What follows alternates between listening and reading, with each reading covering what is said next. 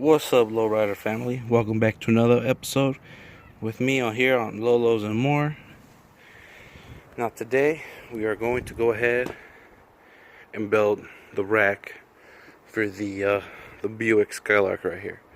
So, like I said in the last video, I was gonna have the rack pulled out, cut out completely, because I didn't have the proper tool to do it. So I got the tool to do it. Just like my plan, I was able to save the posts on both sides.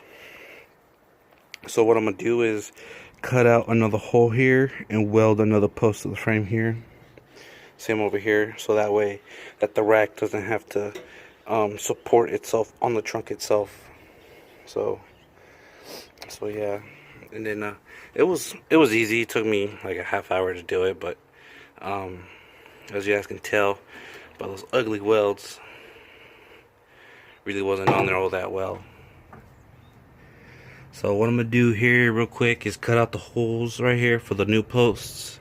I'm gonna go ahead and grind down the old welds on the old posts,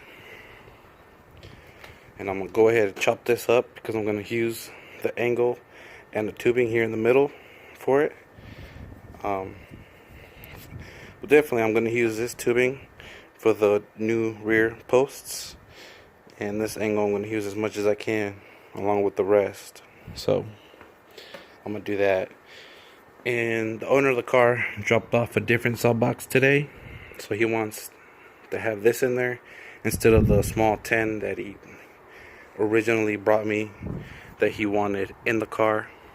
So I'm going to do that here, work around the new box, and then the positioning of the pumps are going to be different now.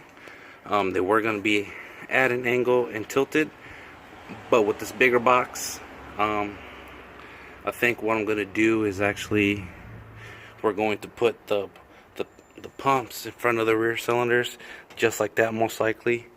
And if I'm able to, I'll probably have them at angle, because he's going to buy some really cool bagging plates for the pumps. So we're gonna do that. So the way I took off this rack was I used these tools right here: the bandsaw, a crowbar, a chisel, and a small sledgehammer. I think it's a four pounder probably. So that's what I used to take out the old rack. So that gives you guys an idea of what tools to use for taking out the old rack. Either the rack you put in, or the rack that you that came with the cart. So let me do some extra measurements now that the plan for the rack kind of changed just a little bit. Not too much, not extra work. I just need some extra measurements now. So yeah. Well, let me get the measurements, and then I'm gonna start cutting up the pieces that I need for the rack.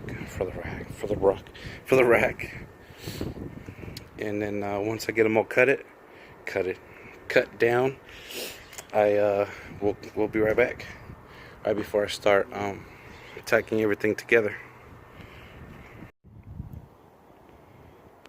All right. Well, I hate to disappoint you guys, but before lunchtime I began to feel sick, and I figured maybe it was because I didn't eat. So I ate and I just felt worse. Just sick to my stomach, really. So I'm not. Unfortunately, I don't feel good enough to do more today. Unfortunately, I'm sorry, guys. But I do want to let you guys know that I made another video reinforcing some lower trailing arms. I recorded it a few days ago. The video's a little small, so I'm gonna go ahead and put it in this video on reinforcing some lower control arms for someone who's not gonna, run some adjustables. But reinforcing your lowers, it's a good idea if you're gonna be doing 3-wheel motion and stuff, because trailing arms are the first thing to go. So the only thing I was able to do is, like I was said earlier, I was gonna use pieces off of the old rack, so I cut those already. and I haven't been able to do more. I figured after eating lunch I feel better, but no, I just feel worse. So I'm gonna go ahead and put the trailing arm reinforcement in this video now. I'll have to cut out the intro on that one. So sorry, buddy. But yeah, I'll try and do some work on during the weekend so that I don't fall behind. Not during the weekend, but during the week, so I don't fall behind on the car. So yeah, sorry about that. Well, here you go. But real quick though, I'll make it up to you guys. I'll make a video during the week about what are the stress points. So look for that video during the week, sometime this week. Okay. All right. Here's the next clip. Okay, guys. So now I went ahead and just took off the bolts that hold the bracket for the rear sway bar. So I took it off, and then you're left with this right here. Okay. So what I'm gonna do with this, believe it or not, I'm gonna go ahead, clean it up. I'm gonna use this flat wheel right here to clean it up, so it's not rusty. Because here I'll tell you guys here why. So what I'm gonna do on these trailing arms, I'm actually gonna use this right here. I'm gonna use this. I'm gonna go ahead, put this in around the middle. Just drop it in. Drops in pretty far, because the ones that are, when they're still bolted, they're pretty flush right here. So I'm gonna drop it in. What I'm gonna do is weld it into place completely. I'm gonna go ahead and do a complete big weld right here on the inside to keep this piece in. And then I'm gonna go ahead and weld this hole shut. The other holes, the other two holes, I'm gonna just leave them. Okay, but yeah, I'm gonna weld this one shut too. So I'm gonna do that with the trailing arm, because for the guys that like to do three-wheeling, standing, and three-wheel motion, believe it or not, the lower trailing arms are the first thing to go. And I'm doing these for a club member of mine. So I'm gonna do this for him, and yeah. So just leaving this piece in here, just it's extra reinforcement, because I am gonna weld these shut right here. I got some bar over here. Let's see. I got this right here. So this right here is 3/16, and it's an 1.5 inch wide. So it's 3/16 thick. You can go 1/4 inch thick if you like, but if you weren't including this, then go ahead and do the 1/4 inch thick stuff, but you don't need to. So what I'm gonna do is just go ahead, weld this flush right here to the trailing arm, and pretty much box it in, so it will be flush with the trailing arm. And this is my leftover material from other projects and stuff like that. So let me get started on the next process. I'm gonna go ahead, unbolt the other one, clean this one up, clean them both up, and then we'll come back for the next step. Okay, so I got everything grinded down, the pieces I'm gonna weld, cleaned up the size where I'm gonna weld them. Went ahead, cleaned up the inside. I cleaned out the lips out here, and I cleaned up those pieces. Oh, and for those are probably asking, probably thinking, how come I'm not getting rid of this lip right here? Well, believe it or not, this lip actually adds a little bit of reinforcement from the factory. You know, that there's a reason why they make them that way, is for them to be more sturdy. Without that, these will be more flimsy than they already are from factory. All right, and then what I'm also going to do is I'm gonna keep these bushings on. They're actually pretty good condition. So what I'm gonna do, I'm gonna go ahead and tack up. After I weld these inner pieces, I'm gonna just drop in the middle for extra reinforcement, because I mean the middle is where it likes to break, where it likes to bend. You know, where is the more problematic area of the control arm, trailing arm. So after I weld that piece in, I'm gonna just tack these pieces over here. I'm gonna tack them in this area, so that way that the bushing doesn't get hot and melt inside, so it doesn't go bad. So I'm gonna tack it here a little bit. I'm gonna keep welding in here, and then do a little welds here, you know, until it's completely full in here. But I'll continue welding this entire metal piece, you know, and making sure that this piece over here doesn't get too hot to ruin that bushing. I can go ahead and take it out, but what I'm gonna do first is tack in this piece for sure, and then I'll probably go ahead and take them out, take out the bushings and put them back in after I reinforce this piece, this area right here. Okay, well, let me tack those pieces in the weld them in the middle, and we'll be right back.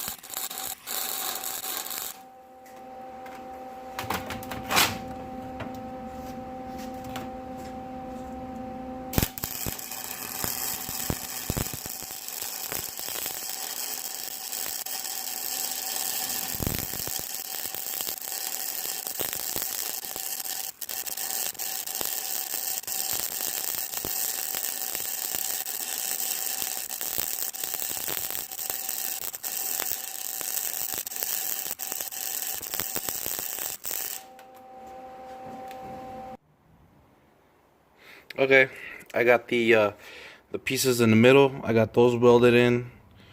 So I was gonna do complete welds on both sides, but I figured just leave an inch and a half gap of not welded in, you know, because it's gonna be pretty good anyways. So what I'm gonna do now is I'm gonna go ahead, tack these plates on there. I'm gonna tack them all along the trailing arms, and I'm gonna do a pretty big tack on each end, and then I'm gonna go ahead and pop off the bushings so I can completely weld them on. So these are gonna be 100% welded on. Okay, so just keep in mind when you guys are welding, make sure you adjust your settings to the metal that you're working with, so you don't burn through it. Just keep that in mind. Just because you find the perfect sitting on your welder for what you were doing, but if you're working with thinner metal, make sure you take it down a notch a little bit. So let me let me do this next step now. But before I do put the plate over, I'm going to go ahead and spray some paint in here just so those welds don't rust. Since I'm not going to close them up all 100%, they're going to be open up to here. So yeah, I'm going to go ahead and just paint the inside real quick. Okay, so now I have them. I have both of them tacked on. So I was in the process of removing the bushings, and I can't remove the bushings without destroying these. And these are in good shape, believe it or not, for being old. I mean, I don't know the vehicle that they were on. I don't know if they got, you know, replaced not that long ago, because they actually don't look that bad. I mean, I sprayed some penetrating oil to knock them out, but not really working all that well. And but yeah, like I tell everybody, when you're taking out old bushings, you're gonna destroy them. So when you're working with new control arms and stuff like that, and you try to save the bushing, 50% chance you'll be able to save it. Take it out carefully. The other 50%, you destroy it. So in this case, what I'm gonna do, I'm gonna go ahead and I'm gonna weld a little bit at a time around the bushing. So I know if I'm past this point towards the middle of the trailing arm, I'm safe for keeping these in good condition. So I'll do like a small weld here, work myself somewhere in the middle, and then, you know, vice versa on each side, not to weld too much on this side. Because what I'll do, I'll weld here, weld somewhere in the middle, I'll weld over here too, weld in the middle again, weld these two spots here, middle, same on this side, middle, and then back to this spot right here, middle, and back to the other spot. That way that the heat is just transferred to one side and ruins this bushing. So, but since I sprayed some, let's see, penetrating oil, it might catch fire. So I'll try to degrease it. Hopefully it works. Alright. Be right back. Cool.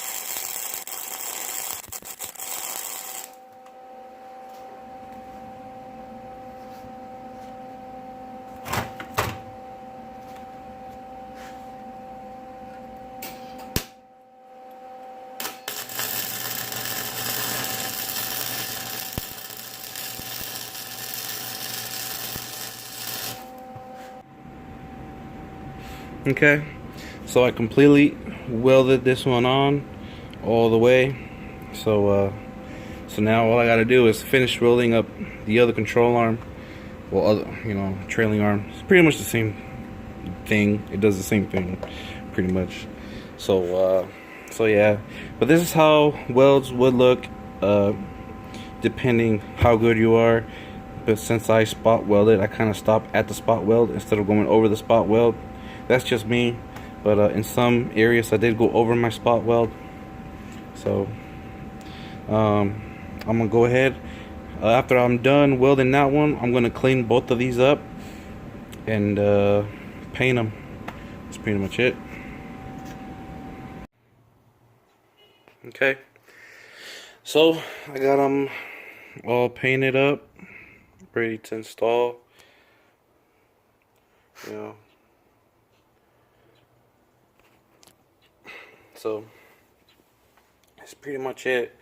If you guys wanted to, you guys could come all the way up if you want to, but that's totally up to you. But just the main part of just closing up the trailing arm, that's already a big change right there in the arm. I mean, pretty much as long as you pass the as long as you go past, you know, I want to say about half of the bushing, you're pretty much in good condition. Because I mean, of course, that's where they mount, you know, to the bottom of the car. And if for any reason something fails in the back in the suspension, you know, and it wants to rock the axle back and forth, well, see, it's already reinforced up past the bushing, so it's gonna hold up pretty good. I mean, if anything ever happens, if something fails, these are gonna help keep it in place. So, and yeah, and when putting in your trailing arms, and I said this before, make sure you do one at a time, so it's not a pain in the butt to do the other side or the other side, you know. And then I recommend having a ratchet strap, a strap down strap, a ratchet type one. I'll put the link down in the description below so you guys know which one to use. So that's pretty much it. Made this for one of my club members down in Salem. His are busted, so but these are going to be rock solid. You know, you got that piece that's in the middle that helps keep it straight, and then plus this, of course. But yeah, that's pretty much it. Let's see, we're on Wednesday, so we're gonna go ahead and install these on Sunday. I'll upload a picture on Instagram of the busted one, and then right on when I upload that one, you guys will know that when I upload that post, this video is gonna be uploaded. So of course, how are you guys gonna know? You guys are barely watching now, right? So why did I say that? I don't know. Well, alright guys, that's it. Easy video. Just want to show you guys how to do this real quick. For those that you know, don't want to buy adjustable trailing arms, you know, or you know, say you just want a stock height and stuff like that, but you can go a little bit higher, modifying, you know, the drop mounts and stuff like that for your upper trailing arms. But that's it. Enough of me talking, because it gets a little boring. But I know some of you like it. So, well, alright. If you guys have any questions, let me know down below. Comment or email me right here. Totally up to you guys. Or DM me on Instagram. You guys can hit me up there. And like I said before, any tool that I used on this project, you will see in the description down below. So you guys can either buy it or just see what tools I use every time I upload a video. So that's pretty much it. Alright, don't forget to get you guys Lolos and More stickers and support. Put them on anything you want. Toolboxes, welding helmets, your car if you want, up to you. Alright, that's it for me. Alright, everybody. Peace.